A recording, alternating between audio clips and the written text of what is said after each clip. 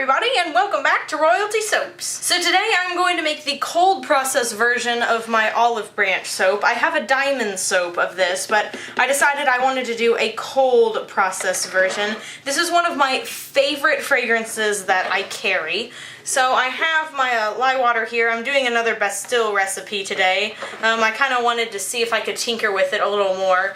I really liked it doing it last time. It stayed liquidy a really long time. I just know this time I need to mix it up a little bit longer. So I'm going to pour in my lye water solution.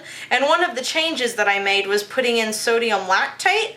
I thought that might be helpful for getting things to harden up and being easier to release from the mold. I'm also going to use my Nurture Soap 18 bar mold that is specifically tailored for my 18 bar cutter, and I think that will also really help because that's a very insulating type mold. It does a really good job insulating your soap, which would probably help this also firm up a little more, especially if it starts to, you know, get really hot on the inside. So I'm just going to start mixing this up now. So I've mixed this up a lot longer this time. I'm just going to drain off a good bit of this here. Put the stick blender off to the side. And now I'm going to pour this into the colors. Now for colors, these are from Nurture Soap. I have khaki yellow. I have, this is spring green. And then I have apple green mica. So those are all three very different greens. And I'm just going to pour off about this much into each of the containers. So messy, I'm always dripping stuff everywhere. I'm also getting a little container right here for my base soap after I put the white in it. I have not added the fragrance oil yet, so I'm going to mix up this white first. I'm going to get all the bubbles out of my stick blender, and then I'm going to speed this part up because it's really noisy.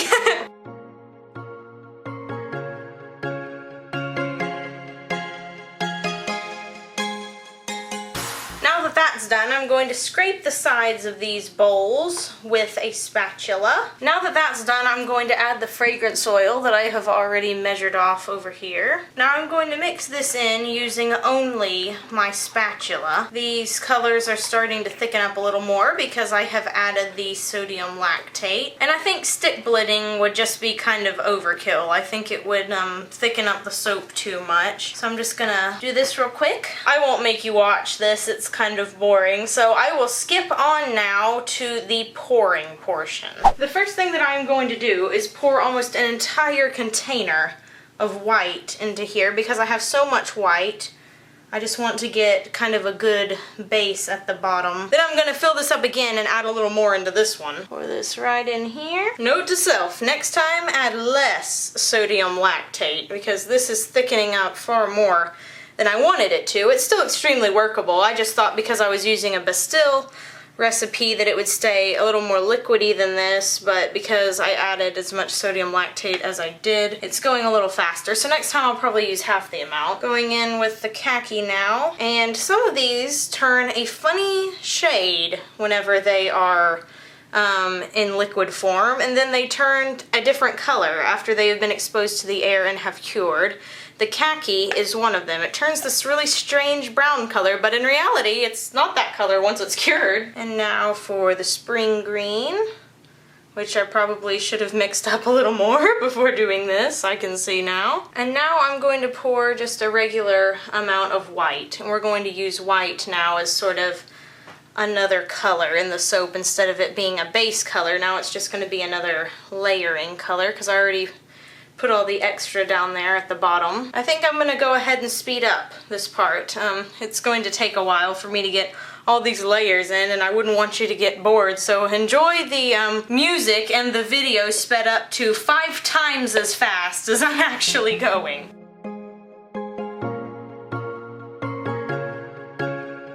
Take a little break here in the middle to shimmy these, tap them down, make sure that they're even.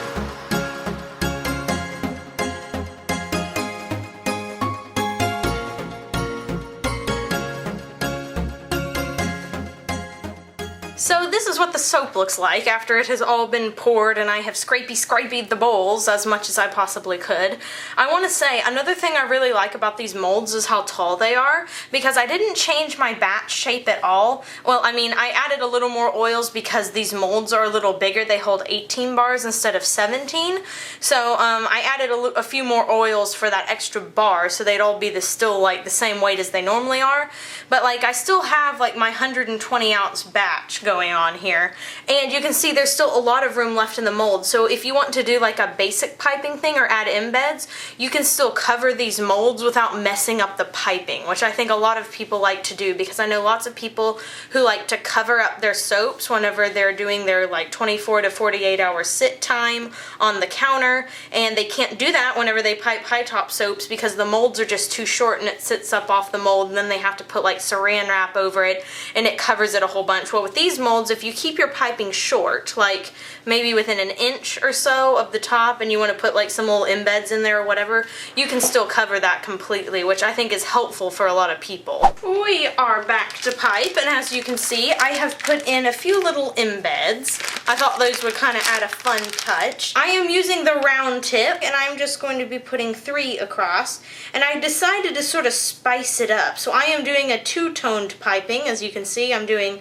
a green, and I'm also doing a white in there. I just decided that would be kind of fun. It's been a really long time since I sort of changed up my piping in that way. It's normally white, and there's nothing wrong with that. White goes with a lot of things, that's why I use it, but I thought it might be fun just to add some green in there. I used to do like really elaborate things where it's like 4 different colors in the piping, and there'd be little bits of piping and bigger bits of piping, and it was all like just really elaborate, and it was really cool.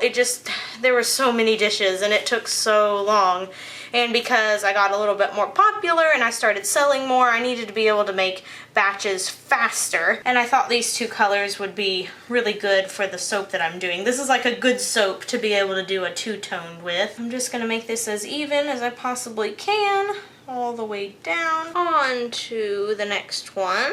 So if this wasn't an olive soap, I think this could be a pear too. Like, I'm looking at the colors and I'm like, I think this would make a really nice pear soap as well, like a crisp Anjou pear. I really like that fragrance from Brambleberry. I haven't done it in like probably literal years, but it is still one of my favorites.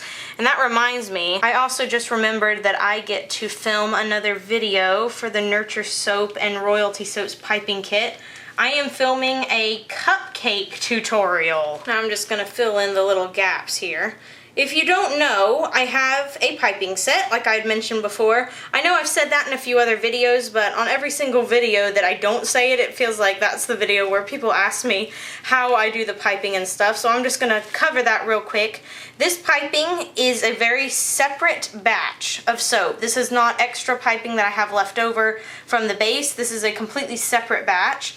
I don't cover it, I don't insulate it, and I never get soda ash on it. And so I teamed up with the company Nurture Soap, and they are now distributing my piping set. And when you buy the piping set, so these are the utensils that I use for piping like almost every single time I make soap. It took a really long time for us to put that kit together because I was really picky. Nurture is so sweet. They were so accommodating to me, but I wanted to make sure that you guys were getting the absolute best, and that I was including the exact products that I'm using, not knockoffs of any sort.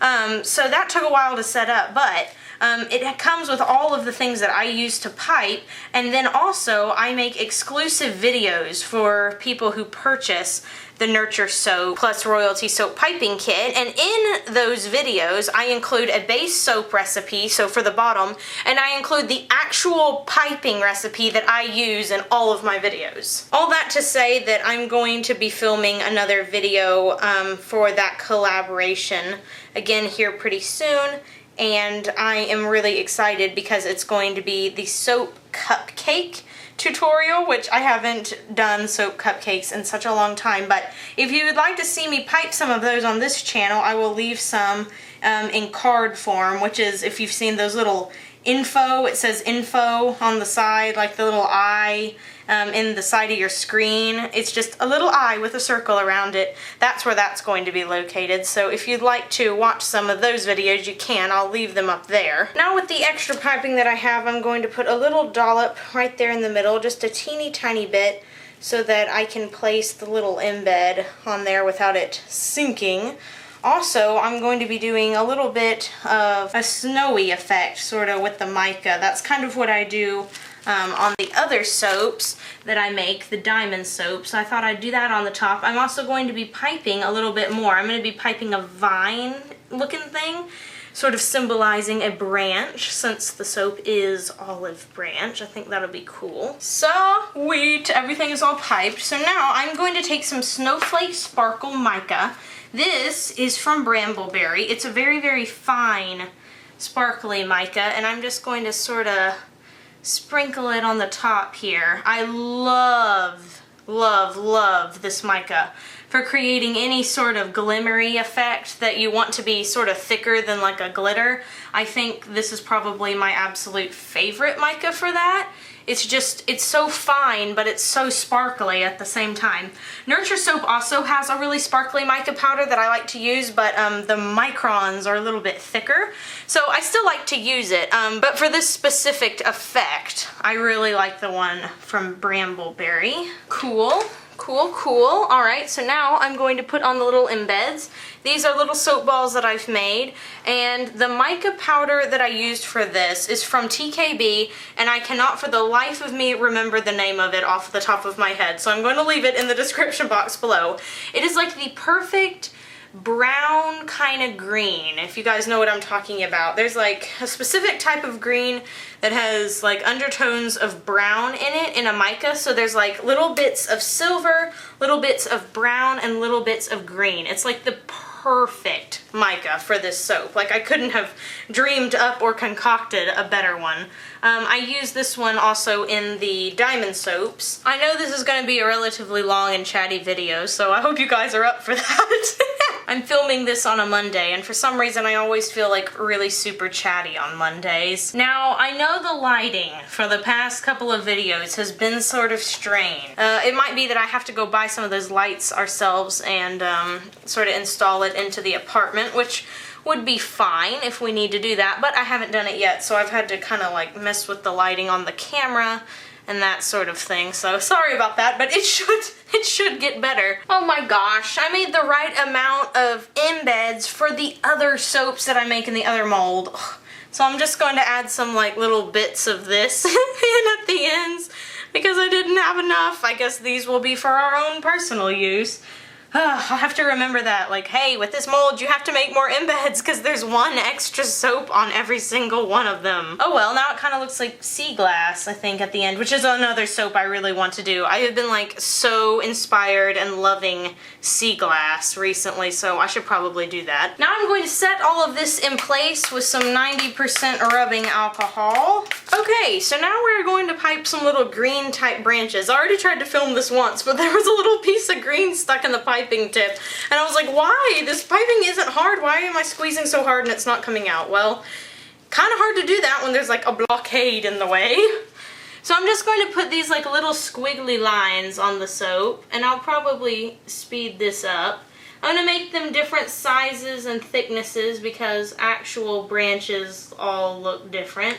And then after that we might put some more glitter on. I don't know, I haven't decided yet.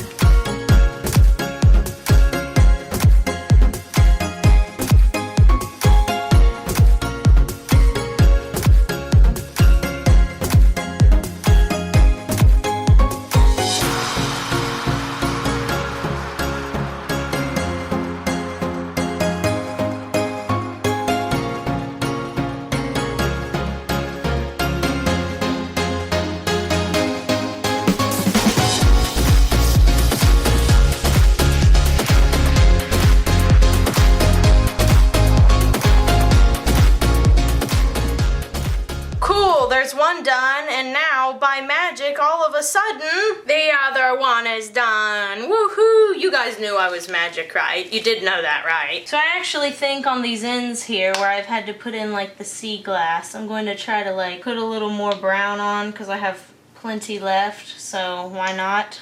Sea glass in the mud. Now that that's all done, I'm going to spray it again with the rubbing alcohol, and I actually think that it needs more glitter. That's just my thing, I guess. It needs some more glitter. This kind of reminds me of like jungle vines. Is anyone else getting that vibe there? And we are done. Alrighty, so here we are 48 hours later. I have taken the soap out of the mold. It was actually pretty easy to mold since I put the sodium lactate in it. So I'm just gonna line this up properly underneath the wires here. It is still a bit soft though. Just gonna push down gently. I'm secretly sort of hoping that there's some glycerin rivers in here because I think that would make it also look a little bit more branch-like.